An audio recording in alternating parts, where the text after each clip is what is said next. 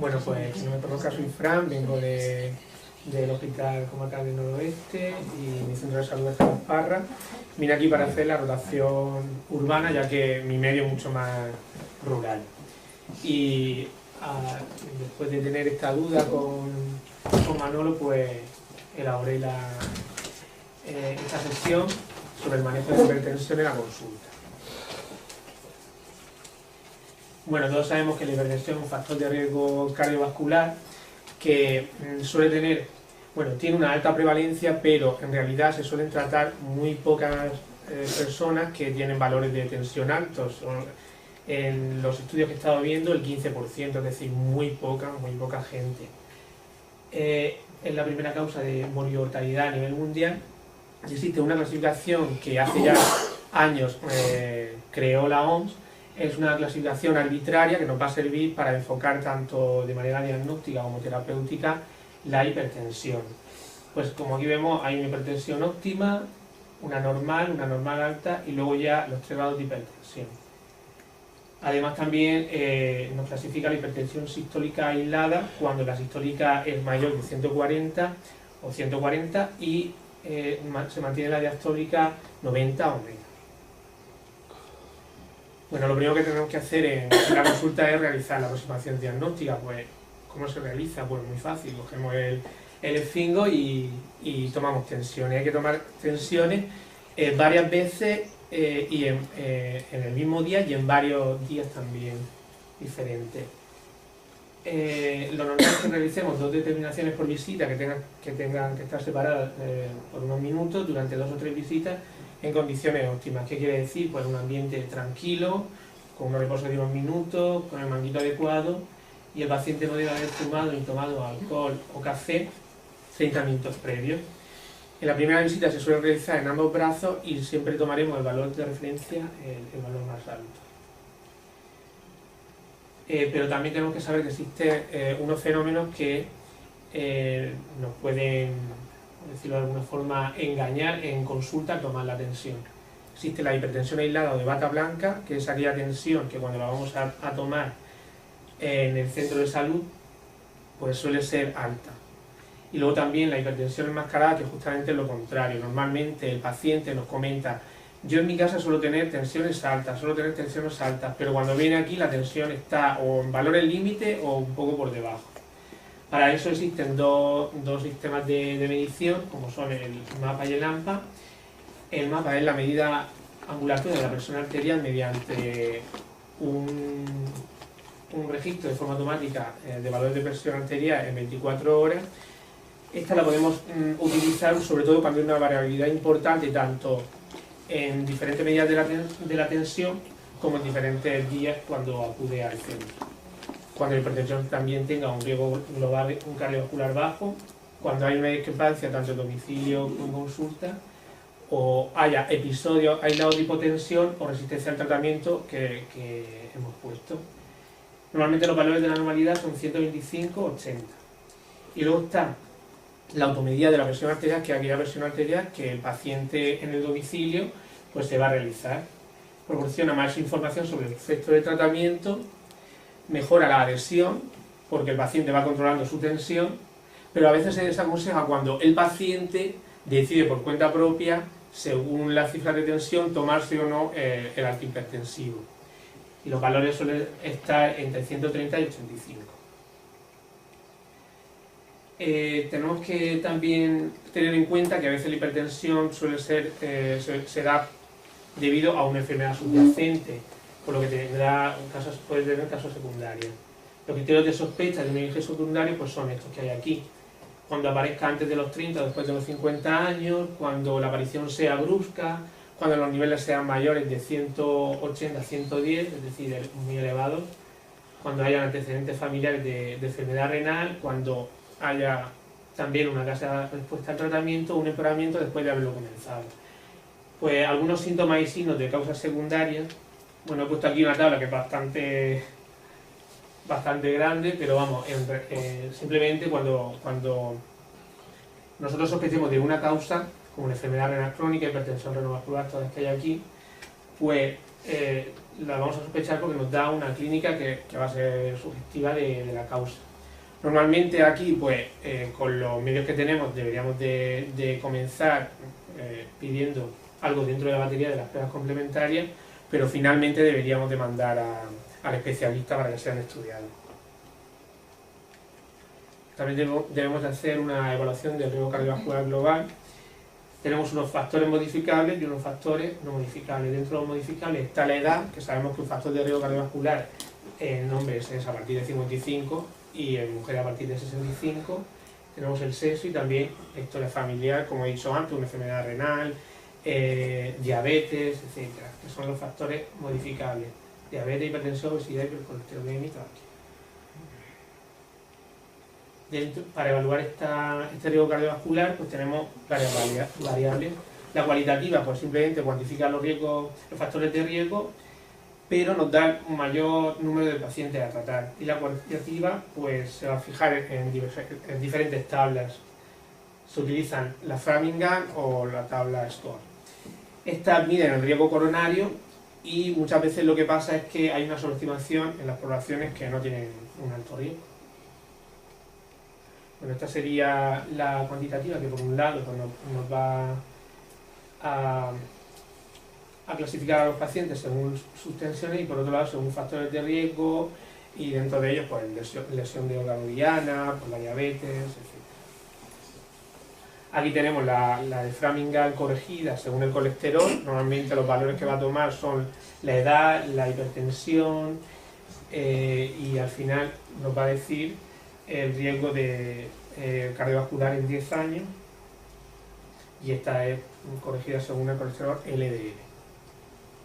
Y aquí tenemos la cualitativa SCORE que nos va a informar del riesgo de muerte cardiovascular a los 10 años y normalmente está corregida según las características de los pacientes europeos. Bueno, y esto yo creo que la parte más importante es el tratamiento.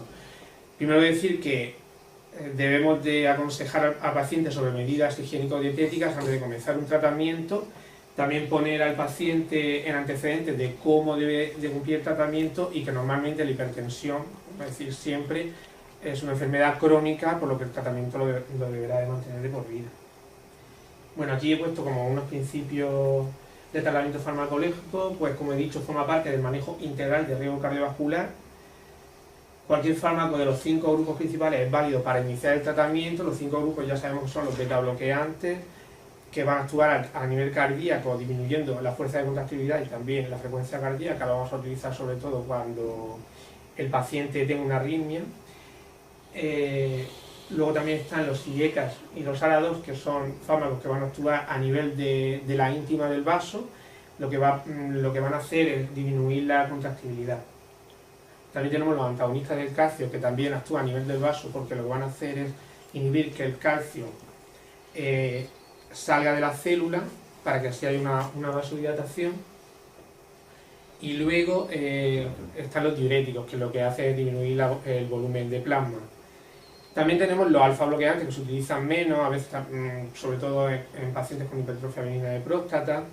Y también tenemos, hay un grupo nuevo que se llama activadores directos de la renina. Solo se conoce uno, que es el alquiren, pero la verdad que es muy caro y que su uso no está nada, o sea, no se ha expandido mucho.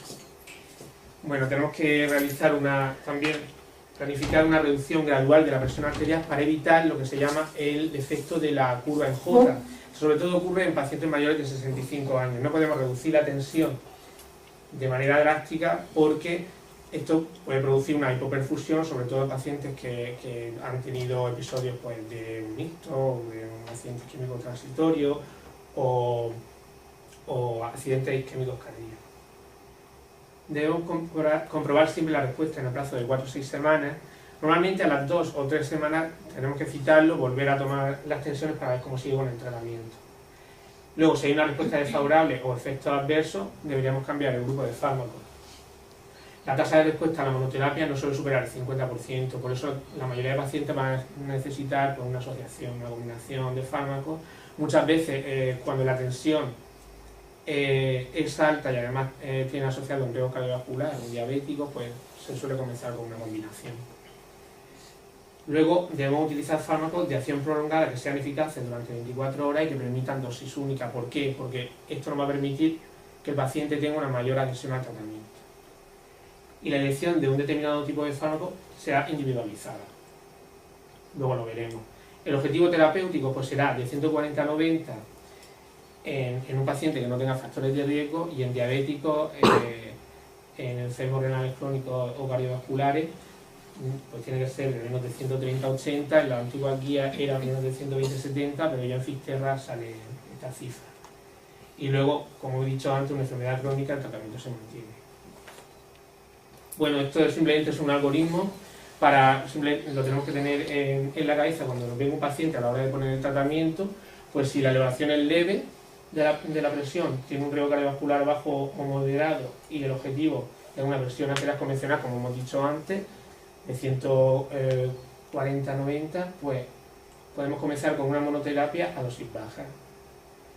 Si no alcanza el objetivo, pues el fármaco previo a dosis plena, o cambiamos de grupo de fármaco y empezamos a dosis baja.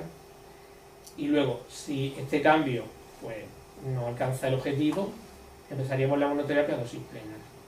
Y si la monoterapia primera que hemos puesto no lo alcanza, pues entonces ya tenemos que hacer una combinación. Cuando tenemos una elevación considerable de la tensión, el riesgo cardiovascular es alto o muy alto y el objetivo de la presión arterial tiene que ser inferior, es decir, 130 a 80, pues ya directamente comenzaríamos, como he dicho antes, con los dos fármacos, a dosis baja. Si no conseguimos, podemos hacer dos cosas, o ponerlo a dosis plena o añadir un tercer fármaco, y si no, pues ya tendría que ser los 2 o 3 fármacos, la combinación a dosis plena. Es un poco a lo mejor lía lo primero, pero luego una vez te lo miras es bastante sencillo. Bueno, aquí he querido poner los antihipertensivos más frecuentes. Existen en guía, hay una guía que si queréis lo puedo pasar, que salen todos los antihipertensivos que están comercializados en España, pero es una brutalidad y por eso he puesto esta.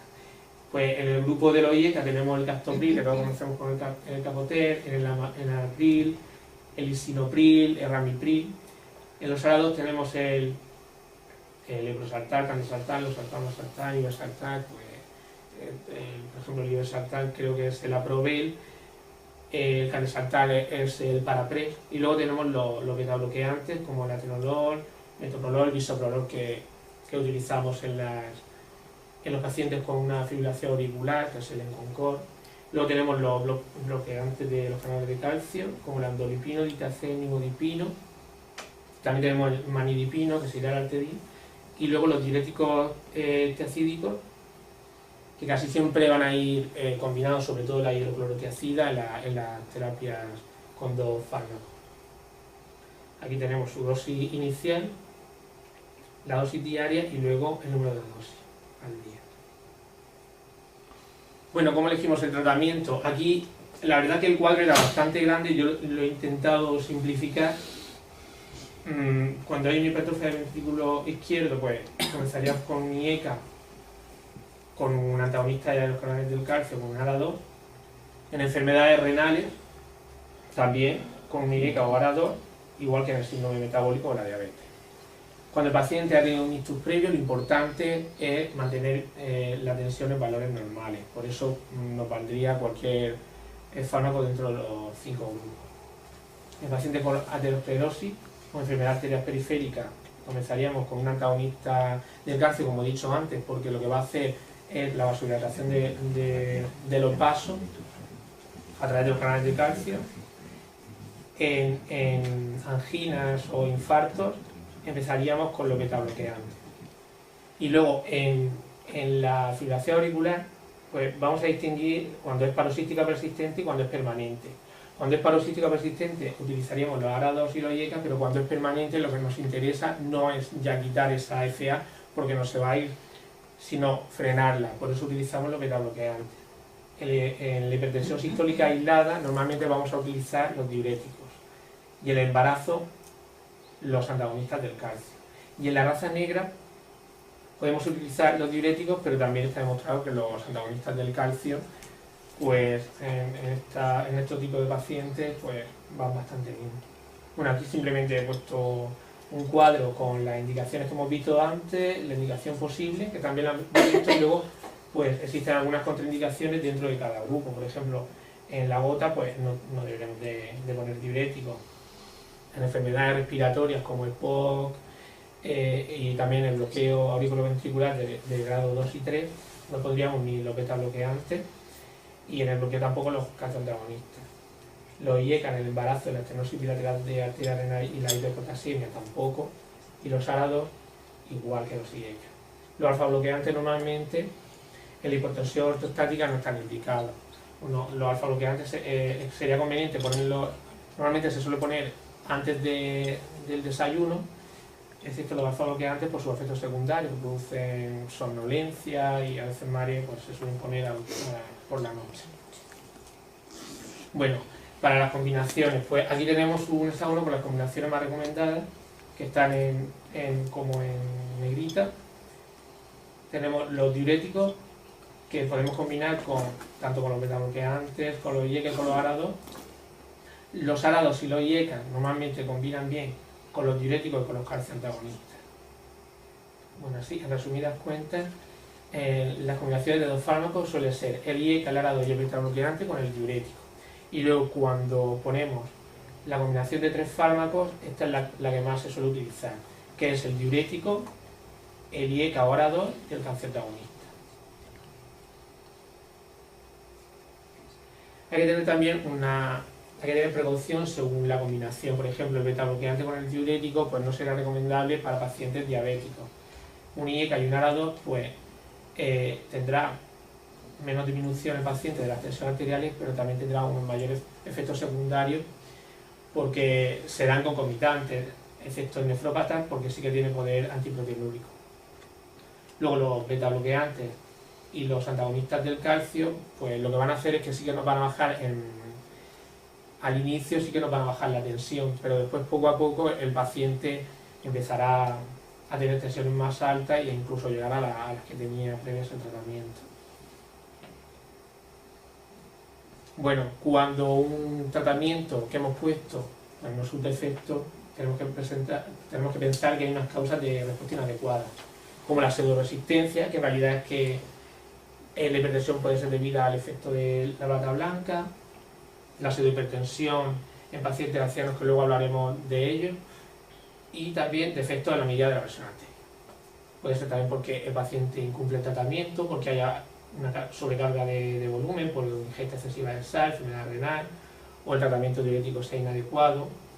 También pues porque las dosis sean demasiado bajas, el tratamiento, igual que arriba, diurético sea inadecuado, las asociaciones no sean las que hemos visto antes y no sean sinérgicas y pueda haber interacciones farmacológicas. Luego también las condiciones asociadas como la obesidad, el SAO, el consumo excesivo de alcohol, ansiedad, dolor crónico, vasoconstricción excesiva y la hipertensión secundaria, que es lo que hemos visto antes. Bueno, esto simplemente quería decir que,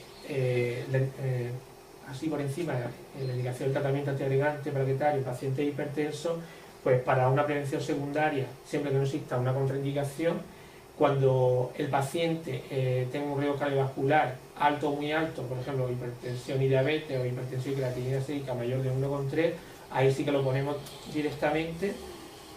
Y luego la seguridad del tratamiento exige un control adecuado de la presión arterial. Normalmente pues, el antiagregante que solemos utilizar es el ácido salicílico, 100 mg día.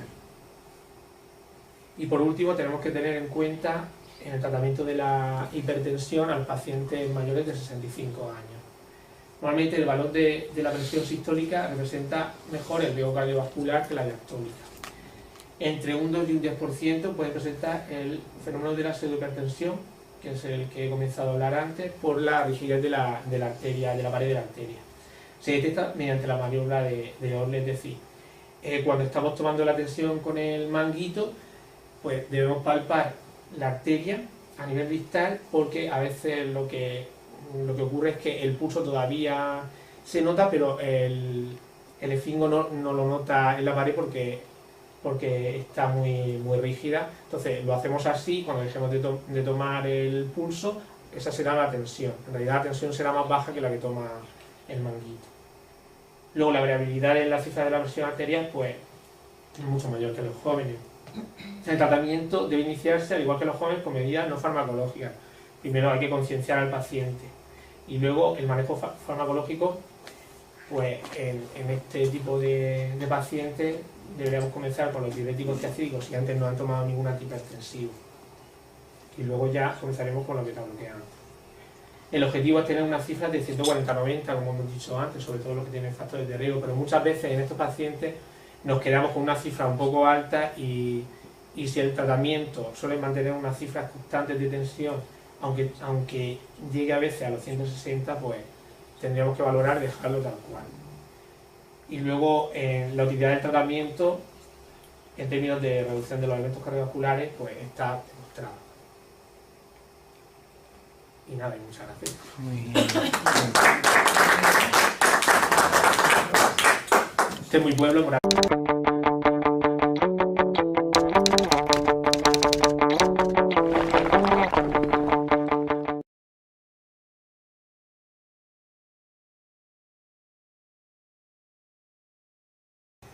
Bueno, pues si no me conozca, soy Fran, vengo del Hospital Comarcal del Noroeste y mi centro de salud está en Las Parras. Vine aquí para hacer la rotación urbana, ya que mi medio es mucho más rural. Y después de tener esta duda con Manolo, pues elaboré esta sesión sobre el manejo de hipertensión en la consulta.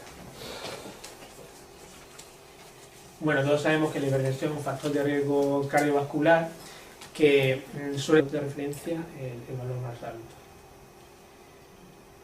Pero también tenemos que saber que existen unos fenómenos que nos pueden, por decirlo de alguna forma, engañar en consulta al tomar la tensión.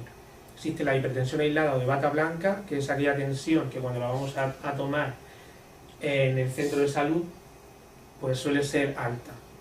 Y luego también la hipertensión enmascarada, que justamente es lo contrario. Normalmente el paciente nos comenta: yo en mi casa suelo tener tensiones altas, pero cuando viene aquí la tensión está o en valores límite o un poco por debajo.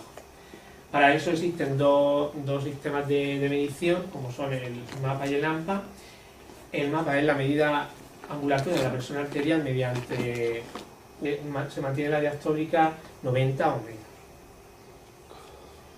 Bueno, lo primero que tenemos que hacer en la consulta es realizar la aproximación diagnóstica. Pues, ¿cómo se realiza? Pues muy fácil, cogemos el esfingo y tomamos tensiones. Hay que tomar tensiones varias veces y en el mismo día y en varios días también diferentes.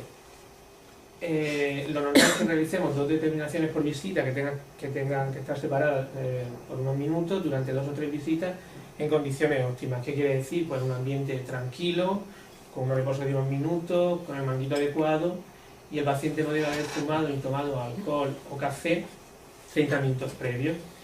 En la primera visita se suele realizar en ambos brazos y siempre tomaremos el valor de tener, bueno, tiene una alta prevalencia, pero en realidad se suelen tratar muy pocas personas que tienen valores de tensión altos. En los estudios que he estado viendo, el 15%, es decir, muy poca gente. Es la primera causa de mortalidad a nivel mundial. Existe una clasificación que hace ya años creó la OMS. Es una clasificación arbitraria que nos va a servir para enfocar tanto de manera diagnóstica como terapéutica la hipertensión. Pues como aquí vemos, hay una hipertensión óptima, una normal alta y luego ya los 3 grados de hipertensión. Además también nos clasifica la hipertensión sistólica aislada cuando la sistólica es mayor de 140 o 140 y un registro de forma automática de valores de presión arterial en 24 horas. Esta la podemos utilizar sobre todo cuando hay una variabilidad importante tanto en diferentes medidas de la tensión como en diferentes días cuando acude al centro. Cuando la hipertensión también tenga un riesgo global, un cardiovascular bajo, cuando hay una discrepancia tanto en domicilio como en consulta, o haya episodios aislados de hipotensión o resistencia al tratamiento que hemos puesto. Normalmente los valores de la normalidad son 125-80. Y luego está la automedida de la presión arterial, que es aquella presión arterial que el paciente en el domicilio pues se va a realizar. Proporciona más información sobre el efecto del tratamiento, mejora la adhesión